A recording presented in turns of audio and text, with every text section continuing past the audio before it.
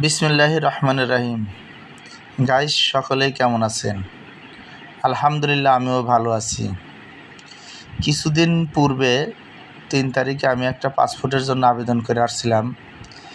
গতকাল সেই পাসপোর্টের আবেদনের পরিপ্রেক্ষিতে আমার মোবাইলে একটা মেসেজ আসে।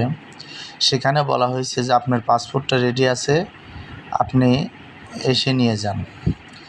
তাই বের হয়েছি। দেখুন, এইটা যে আমি এখন যেখানে আছি, এইটা কিন্তু পঞ্চবটির যে মোড়ের যাইতে যে জায়গাটা লাগে, দেখেন কি অবস্থা।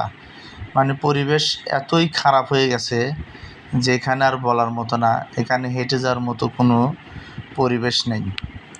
উপর দিয়ে অবশ্য কাজ চলতেছে, এই কারণেই পরিবেশটা এরকম।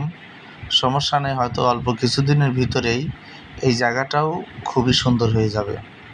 সবাই দোয়া করবেন যেন দ্রুত এই ওভারব্রিজের কাজ সম্পূর্ণ হয়ে যায়, আমরা যাতে হেঁটেও একটু চলাচল করতে পারি।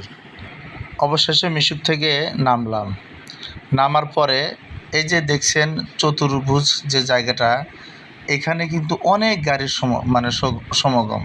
এখানে এতই যানজট যে সাইনবোর্ডের যে একটা সিএনজিতে উঠবো, সে চাষারা থেকে যে গাড়ির সিএনজিতে ওঠার কথা ছিল, ওইখান থেকে কিন্তু আপনাদেরকে আমি ভিডিওটা দেখাইতে পারি নাই। এর জন্য চাষারা থেকে যে গাড়ির সিএনজিতে ওঠার কথা ছিল, ওইখান থেকে কিন্তু আপনাদেরকে আমি ভিডিওটা দেখাইতে পারি নাই। এর জন্য আমি মিডল পয়েন্টে দাঁড়িয়ে এখন অফিসের ভিতরেই কিন্তু আমি প্রবেশ করেছি। দেখুন কীভাবে আজকে